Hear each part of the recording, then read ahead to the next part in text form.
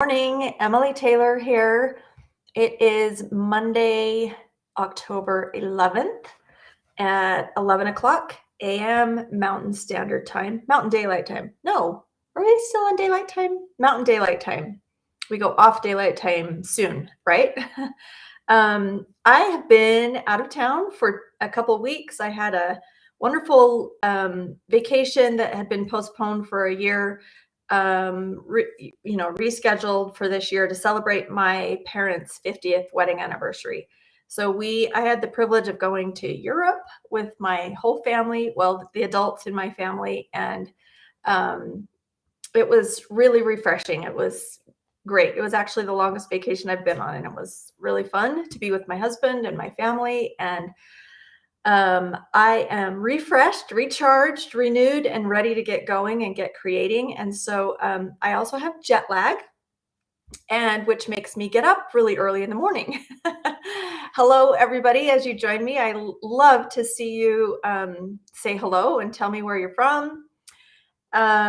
So because I have jet lag, I woke up at about 4 o'clock this morning, 4:30 this morning, and laid in bed for a while and thought, you know what, my brain is just going now because I've got a lot that I want to accomplish by the end of the year as far as work goes. And so I got up and started working and kind of crystallized all the fun things that I have in store for you and for our little group. So let me start out by sharing kind of what I worked on this morning. I'm really excited about this because I love pumpkins and I love fall. This is let's see if I can get this. Okay, so this is a pumpkin, looking at it from a vertical angle. I think I showed, let me back up a little bit. I showed you this one I think I finished that before I left a couple weeks ago. And then I didn't really know where I was going with this until just a few minutes ago as I was driving my son back to school. He had an appointment this morning, and so I was taking him back to school thinking, what do I want to do with this? I love to decorate with pillows. And so I'm thinking a pillow. And I want to get it done ASAP because I want to have a little quilt along in the Facebook group and teach you what I'm doing. And so anyway, this is what I'm working on. Hello, everybody. Love to see all of you. It's so great to see you again. I really have missed you. I love what I do, and I love our community. And I feel so privileged to be able to do this and to see all of you here. So thanks so much for saying hello. Anyway, it's fall. It's time to get ready for pumpkin season, and we have orange fabric coming. Most of it is here. I just thought I'd give you a quick little preview, and a lot of it you saw in this pumpkin here. You'll see it in the new orange bundle that we're putting together right now. So let me adjust this camera. Great to see everybody. So let's see, here are some of the pieces from the new orange collection. And I got up, as I said, early this morning at 4 o'clock, 4:30, and cut myself some fabric and started digging in. And anyway, so that's fun. And I also yesterday or Saturday went to the grocery store and I bought a bunch of pumpkins for my porch. So that is what I'm working on right now. I hope to have a project finished and ready to launch with the pumpkins by this time next week. So I'll be working on the pumpkins all week, kind of creating what I have in my head. As I said, I think I'll do a pillow. If you want to do placemats or table topper, I think this project would lend itself really well to that. So I will get that done. And you can always check out my progress on Instagram. I haven't told you very much about my Instagram. I'm going to try and be better. Well, I'm pretty good about posting on Instagram, but so Instagram will be, my Instagram account is collage.quilter. And you can see on my stories the progress with the pumpkin, and I will try and post it on Facebook as well. Let's see. So I want to also tell you, I've also been thinking about some Christmas stuff. This will be fall, Thanksgiving sort of stuff, but I am excited to announce I get myself in trouble when I announce stuff, but you guys know that's kind of the sneak peek behind this platform. I want to do 12 Days of Christmas, and I want to have, we'll do a new collage each day of the 12 Days of Christmas. And they'll just be pretty small. They'll be, fit for a 12-inch block or something like that. And I want to do a live, it will be a Zoom class. I think. I'd love your feedback about this, but this is what I'm thinking, that we will do 12 Days of Christmas. It will be, one day will be bells, one day will be a poinsettia or poinsettia, one day will be holly with berries, one day will be ornaments. So anyway, you get the idea. So we'll do 12 days, probably at the end of November, or so that the last day is December 1st, and I'll do a video class each day on that, on the 12 Days of Christmas project. In addition, I think we'll do an enormous giveaway because we need to have some fun at Christmas time. And so we're going to do a really big blowout. We'll be giving away patterns and books and fabric and scissors and tweezers and everything that I sell in my shop. We will do some giveaway stuff for, including some one-on-one time with me. And so, yeah, we love giveaways, right? So we'll do that at the same time. So that's kind of what I have in mind for our Christmas stuff. I haven't nailed down all the details. I will announce all of that. My goal is to have that announced by November 1st. Okay. So I'm going to have this pumpkin project, this fall Thanksgiving small little project, ready to launch by next week. And then by November 1st, we're going to, I'll have everything ready to launch for our 12 Days of Christmas, which will start later in November, so that you can be done by December 1st. And then I think we'll move right into December. I think we'll do 12 Days of Christmas, the giveaway part, the first part of December. So anyway, that's kind of what I have in mind. And yeah, we're going to be busy. As you know, prior to my vacation, I had been working like madhouse on the book. And that was so much work that I feel like, oh, heck, I can pound out a bunch of stuff. And so I'm really, really excited to just do some fun projects that have been stewing around in my brain, because I've been really preoccupied with the book and redoing what I think are some fabulous improvements on the book. So just FYI, just an update about the book. It is called Collage Quilter: Essentials for Success with Collage Quilts, and it is the second edition. Now, I've had a few people say, is it worth purchasing the second edition? I want to tell you that the second edition has a couple new patterns that were not available in the first. Number one is the, I would grab it, but it's got fabric all over it. The Tea Party Quilt. So that's a brand new project, and it has teacups and teapots, and it has step-by-step photographs in the book about how to make that using the parchment pressing method. So the original book did not talk about parchment pressing because I hadn't invented it yet. And so now this second edition of the book will introduce you to not only the foundation panel collage work, but parchment pressing.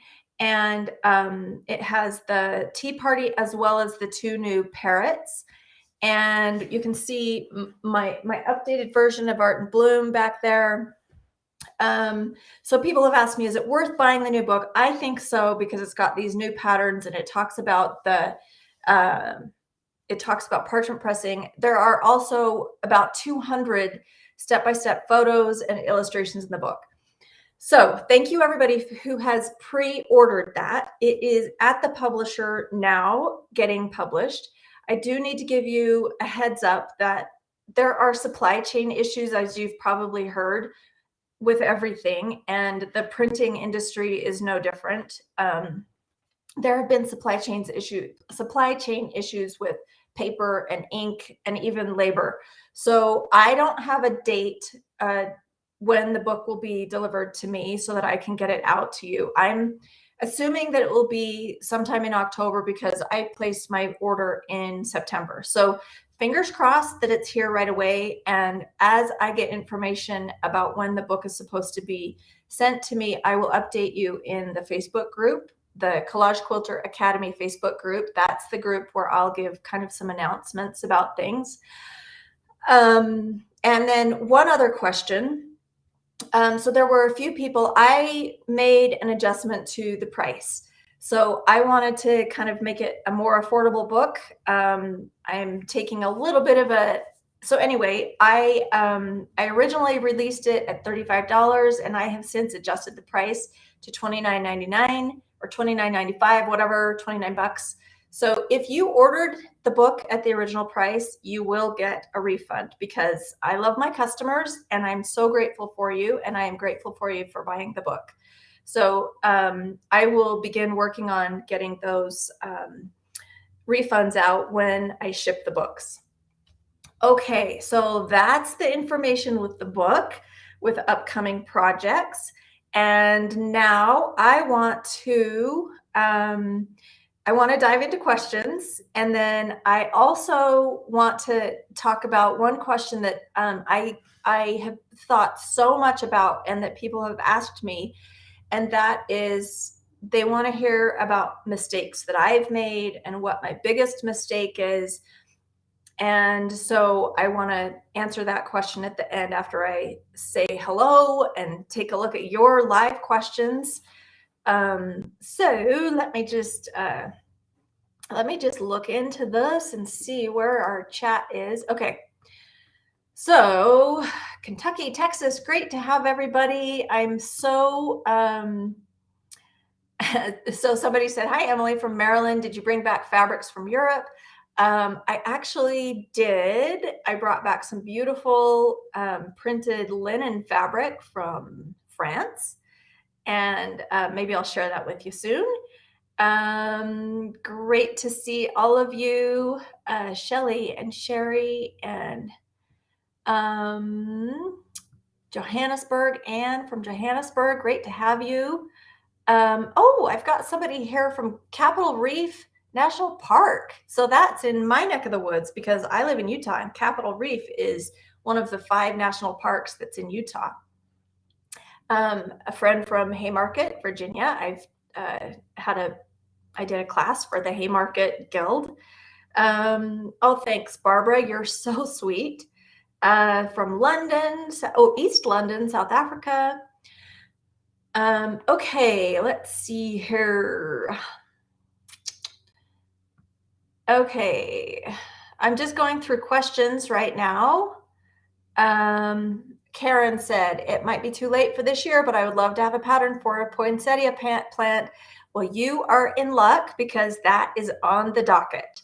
So as I've said, that will be part of the 12 days of Christmas, and we will be making 12 blocks.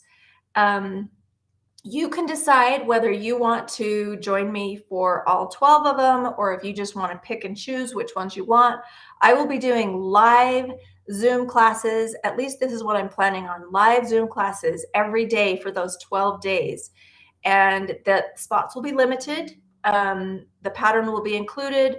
You pay for the pattern, and the live tutorial that will be 1 to 3 hours long, depending on what the project is. Nancy just asked, where are you? I'm at home in my studio.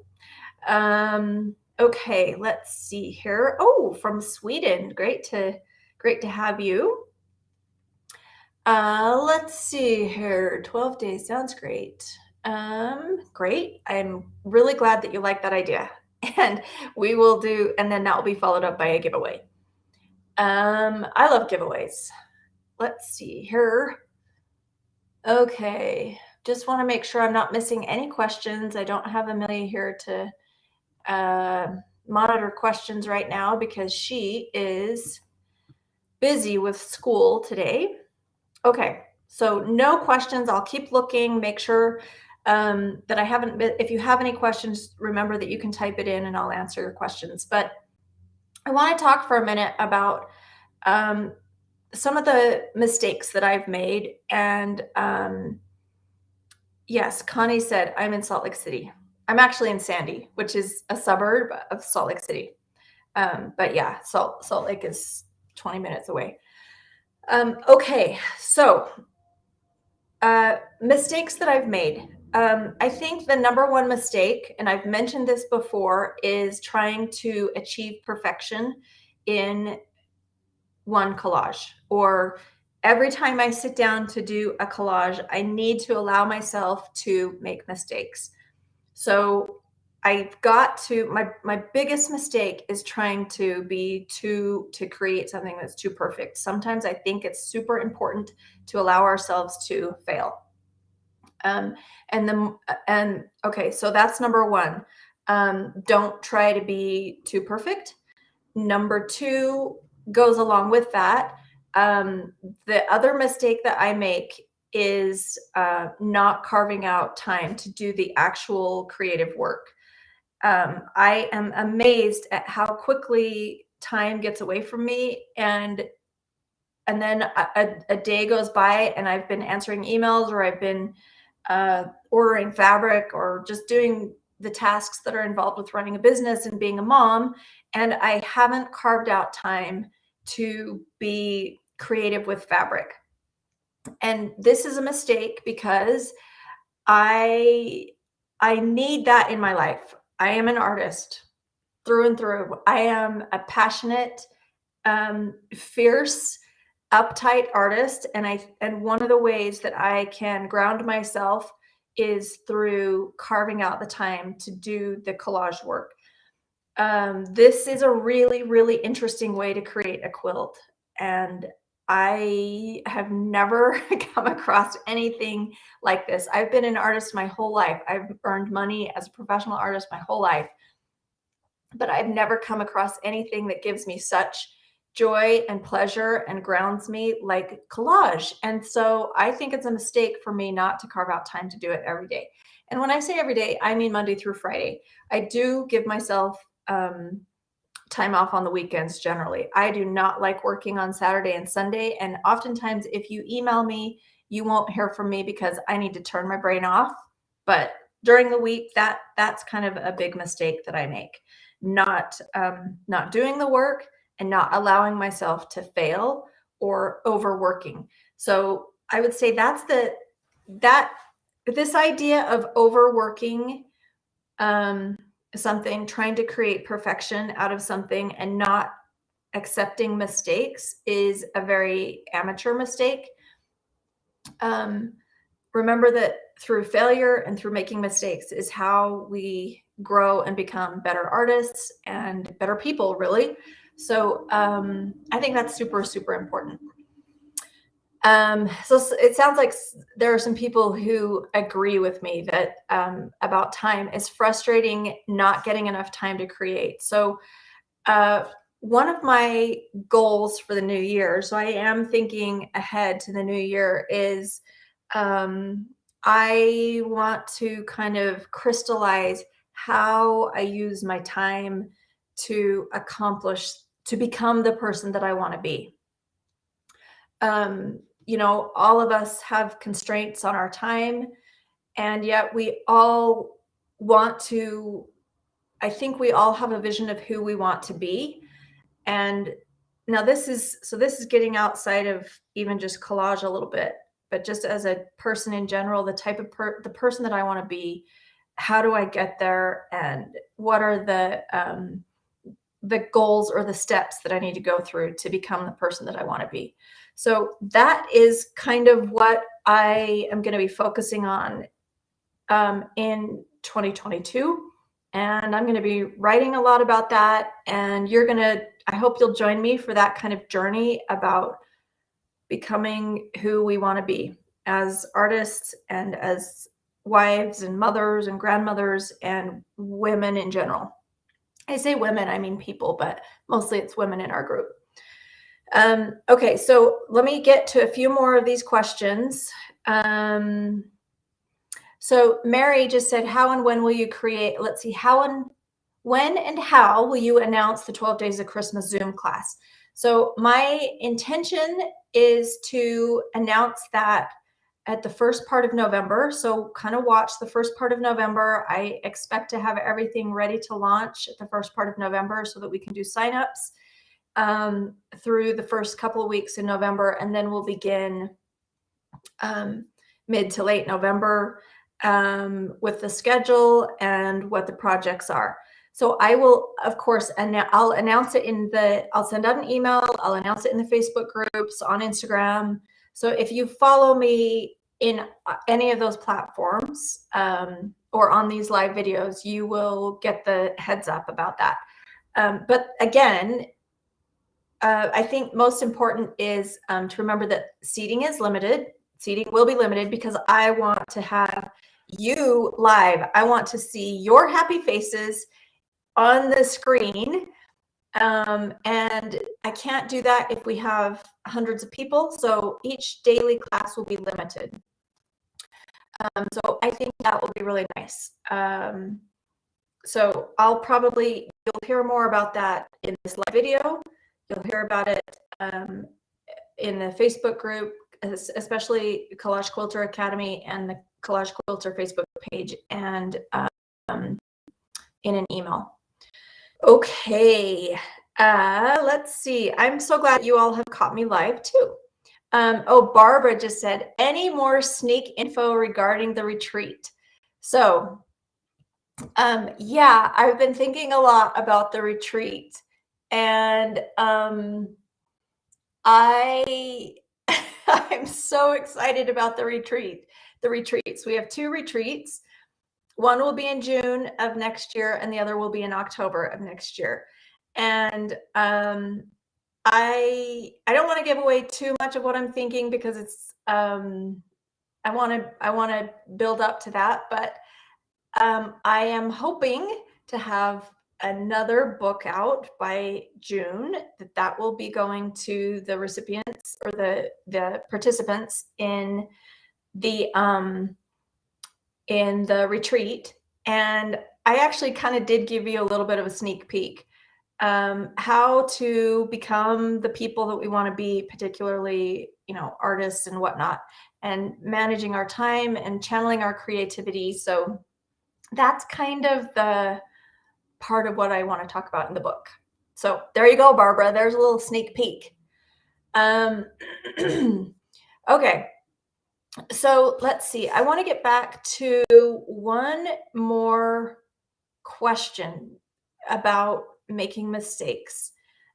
Someone has asked me, what are the biggest mistakes that you've made? So number one, trying to avoid failure. Number two, not carving out time to actually do the creative work. And let me see, I was just thinking of some of the other big mistakes. So there are lots of hands-on mistakes that I've made. One of them, oh, I wish I had that quilt here. I don't want to walk off screen, but one of my quilts, I felt like the negative space was too much. and I wanted to zoom in on the main subject. And so I cut the quilt. That was a big mistake. So I'll share that with you. I've also made mistakes with my binding a lot. Getting a perfect mitered corner has been tricky, and I need to write down all the instructions for doing that so that I don't make that mistake over and over, because I like a really sharp binding. I'm talking about a continuous binding, and I like my corners to be perfect. That is one place where I want it to be good. And I mess up on that over and over, giving myself a lot of stress. Okay, so anyway, if you have any other questions about mistakes I've made, boy, I make mistakes all the time. And I've done one blog post about mistakes I've made, and I'll probably do more as I go. But those, the big picture mistakes. Okay, so Doris just asked, when can we order the orange fabric? So Doris, we are waiting for, remember, I try to always have 18 pieces, and I order the fabric from multiple vendors. And so we are still waiting for we're still waiting for about 5 or 6 more bolts. And so as soon as they're here, I'll get those out. I'm gonna follow up, this week. Hopefully they'll be done. So anyway, that bundle will be available soon. And Barbara, you are absolutely right. Mistakes lead to growth. And I think as soon as we're too proud to make mistakes, we stop growing, and we become our pride becomes a stumbling block for growth, right? Okay, so Karen just said, I joined a walking group so I can do mountain hikes with you all. Karen, fantastic. I am going to take you up in the mountains of Utah, and we're going to have a lot of fun up there. Laura just said, glue basting your binding on the other, I guess sorry, I'm reading as I go. Glue basting your binding works wonders. That's probably a really good idea. Okay, well, on one side, you're right. Okay, glue basting your binding on one side works wonders. Okay, so that is that. Recap.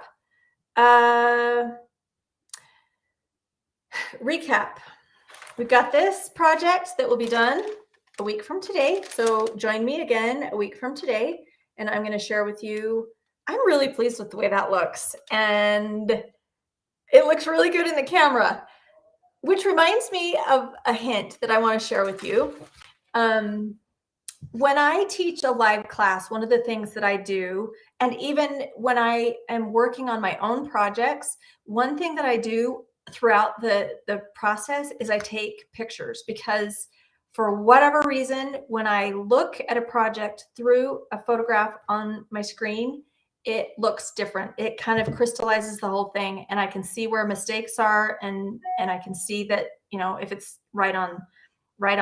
And so when I hold this up, I'm really happy with it. So this will be, we'll announce this next week. Get that for sale. Hopefully our orange, we'll get our orange bundles.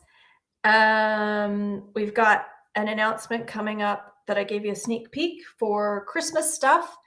And if there are, so we will have 12 different projects for the Christmas 12 days of quilting, or 12, that's what we should call it, 12 days of quilting Christmas, collage quilting Christmas. Doris said, I like the Amish tradition. They always make sure that there is one error here, because nothing is perfect on earth. So that is a good way to look at it. I love that. Thank you, Doris.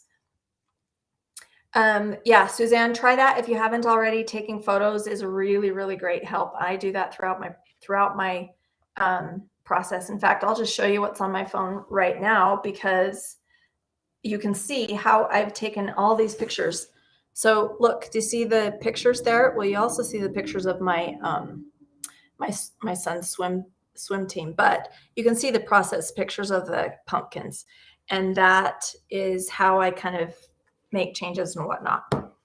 So anyway, Connie just asked a question, which is a really good question, Connie. How many shades of orange are in your pumpkins? So that's a great question, Connie.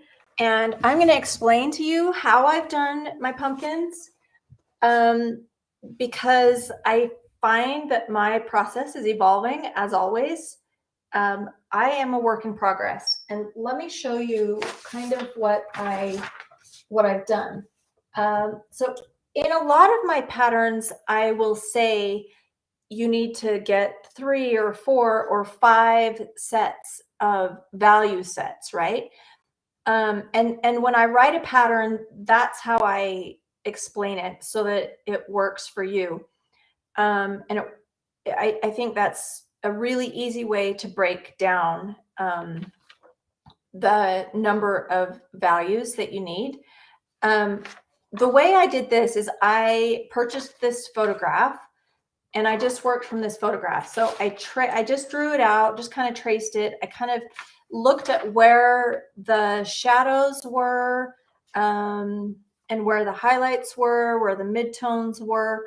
And so I actually did not sort my fabric into value sets, the traditional sets that you'll see in a pattern. I just kind of created a spectrum. So this is a little bit trickier, a little trickier way to create, to use a spectrum instead of value sets. But maybe I'll give you this, maybe we'll kind of work on this idea with the pumpkin, and I'll kind of teach you how I thought through this process. Okay. So I don't know how many, like there are a lot, there's quite a few. I can't really nail down how many values are in there because there are some subtle value changes.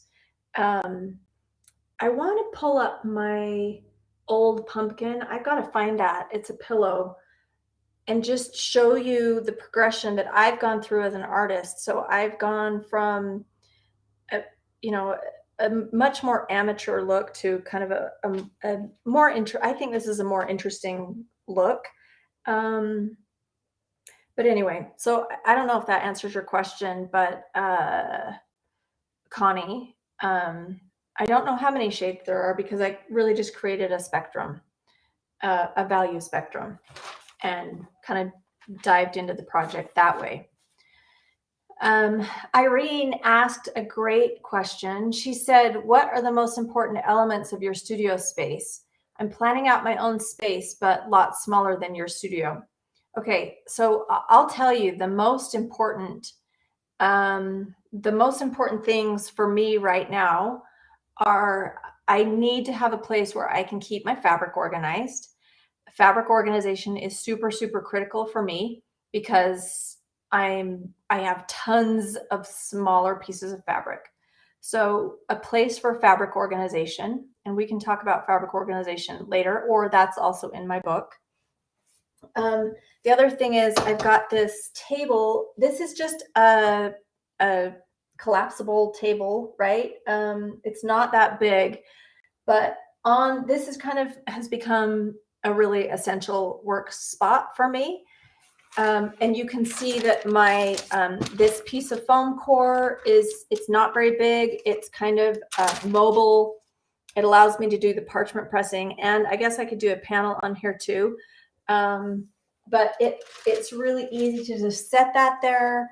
So a table, a comfortable chair, and a place to do my fabric organization. So those are I would say the top 3 most essential: comfortable chair, table for working on, and fabric organization. So I hope that answers your question, Irene. Somebody said a dustpan and brush is my essential. I am with you there. I've got that too. All right, let's see here. Pamela just said, I was thinking the same thing. I just moved into a new house. My room is small. It's going to be interesting how I put my sewing room together and what I'm going to use to store everything. Yeah, so I think you've got to just focus number one on fabric organization, and then just get a small table. And I found that I have to have a comfortable chair because my back was starting to hurt. I had some chairs that just didn't give me the support that I need, and because I spend so much time in my chair. And the other thing too that's kind of funny is having arms on my chair has really saved my back because I can kind of take some of the weight off of my, anyway. Somebody just asked, what is foam core? So this is foam core. It's a 1/4 inch thick foam core. It's kind of squishy. You can stick pins in it. You can buy it at a craft supply store, something like Hobby Lobby. And I cover mine in felt, not flannel unless it's wool. It has to be felt so that it withstands the heat of the iron and it doesn't melt. So you can see I've just taped it on here. Whoa, losing my thing here. But that's the foam core that has been essential. Super cheap. They can cut it to any size that you want, and you can get it at a craft store like Michael's or Hobby Lobby. Okay. Deborah said, on a studio space that's not large, think vertical for storage. Great point. Because, you can just get shoe boxes from the Container Store or from Target or whatever, shoe boxes, and they can be stacked like that. So I think that's a great suggestion. Okay. We are out of time. I don't like to make these videos go too long, so I want to thank you all for joining me. I'm so glad to be back in the saddle and get ready for the next couple of months. And hope you all have a wonderful day and enjoy some beautiful fall outdoor recreation and some creative time. Okay, thank you so much for being here. It's great to see you. I will see you again next week in my studio, Monday at 11 Mountain Time. Okay, goodbye.